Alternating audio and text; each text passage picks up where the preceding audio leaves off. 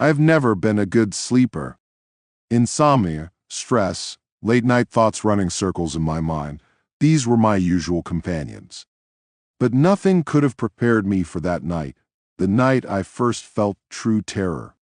It started innocuously enough, like any other night, as I tossed and turned beneath my sheets, counting down the hours until morning.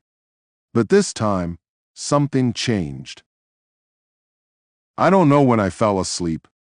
My dreams were typically chaotic, flashes of random scenes, faces, and nonsensical moments stitched together. But that night, everything felt different, more real, too real. I found myself standing in my bedroom. The same bedroom, the same rumpled bedspread, the same faint glow of the street lamp outside seeping through the curtains. Yet something was wrong.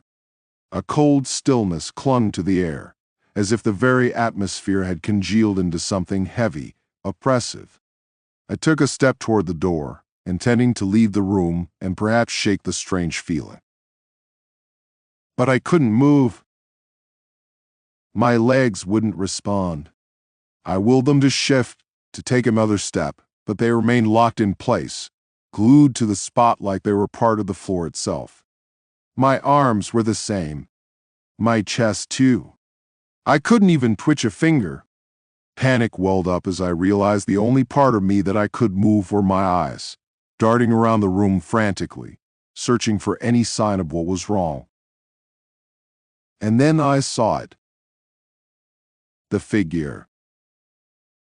At first it was just a shadow, barely discernible in the far corner of the room. A blot of darkness against the already dim backdrop, as if the shadows themselves had grown too thick, too substantial. My heart hammered in my chest, and I tried to scream. Nothing came out. My throat tightened, my lips sealed shut, trapping me in this awful silence. The figure remained motionless, but it didn't feel benign. It was watching me, I knew it. The silence around me grew, stretching into something more than just an absence of sound. It was a suffocating void. The figure shifted, just slightly, enough to let me know that it was more than a trick of the light. My pulse raced, and I tried again to scream, to force my body to move, to run, but I was utterly powerless. Then, with horrifying slowness, it began to approach. Each step felt like an eternity. My peripheral vision blurred as cold terror seeped into every fiber of my being. The figure moved with fluid, unnatural grace, closing the distance between us with deliberate, malicious intent. My body strained against the invisible bonds, but I remained paralyzed, a prisoner in my own skin. As it grew closer, details began to emerge. Its form was human-like, but wrong, its limbs too long, its face indistinct, like someone had smeared the features of a person into an unreadable mass. Its very presence was suffocating, and the air around me thickened with an almost tangible malevolence. I could feel it, a weight pressing down on my chest, harder with each second. It reached the foot of my bed and stopped. For what felt like an eternity, it just stood there, watching, as though waiting for something. My mind reeled, desperate for escape. Was I dreaming? I had to be. This couldn't be real. I closed my eyes, tried to will myself awake. Please, I begged silently, praying that it was just some horrific nightmare. I squeezed my eyes shut so tightly that my head began to throb. Suddenly, my body jerked. The paralysis snapped away, and I gasped for air as if I had been drowning. I bolted upright in bed, my heart racing, drenched in cold sweat. For a moment, I just sat there, panting in the dark, my mind racing to comprehend what had just happened. It had to have been a dream, a nightmare. Sleep paralysis, I'd heard about it before. People often woke up from those experiences unable to move, trapped in their own bodies for a few moments, sometimes hallucinating. It had to be something like that. I wiped my face, exhaled deeply, and forced myself to calm down. The figure was gone. The room was normal again, just as it always had been. My heart rate began to slow as the comforting familiarity of reality washed over me. I looked at the clock on my nightstand, 3:47 a.m. Still a few more hours until morning. I didn't want to go back to sleep, not after what had just happened, but I was exhausted. My head felt heavy, like lead, and I could feel the drowsiness pulling at me again. I lay back down, trying to convince myself that everything was fine. It had been a dream, just a nightmare. I would wake up in the morning and laugh at how ridiculous it all was. I closed my eyes. But the moment I did, the weight returned.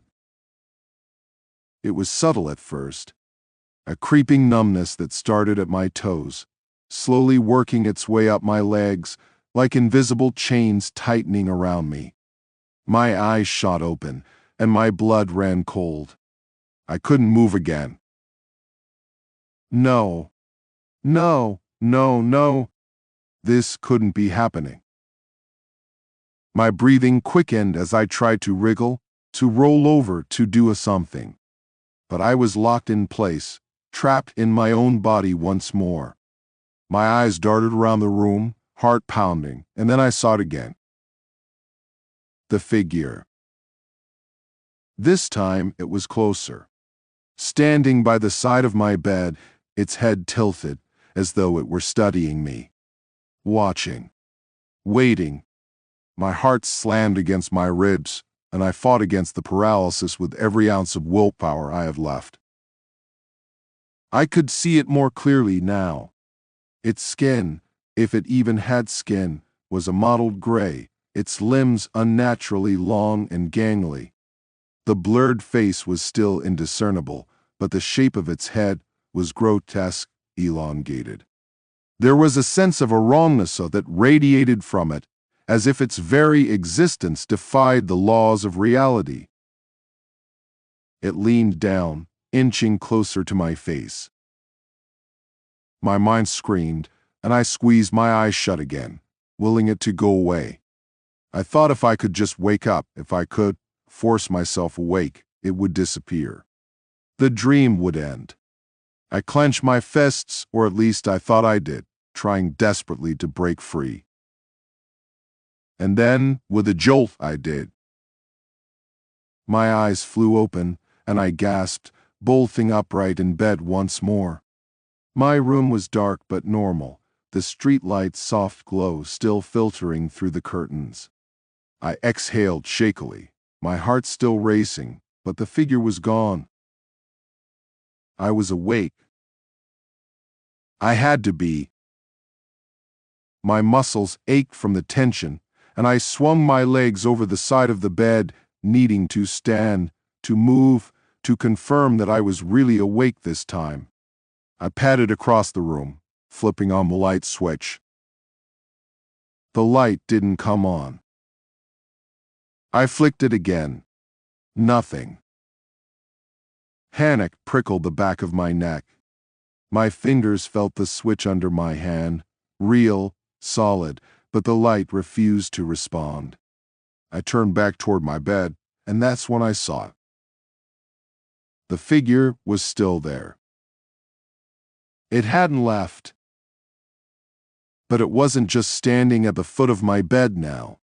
It was sitting on the edge, its head turned toward me, that awful featureless face seeming to grin, though it had no mouth.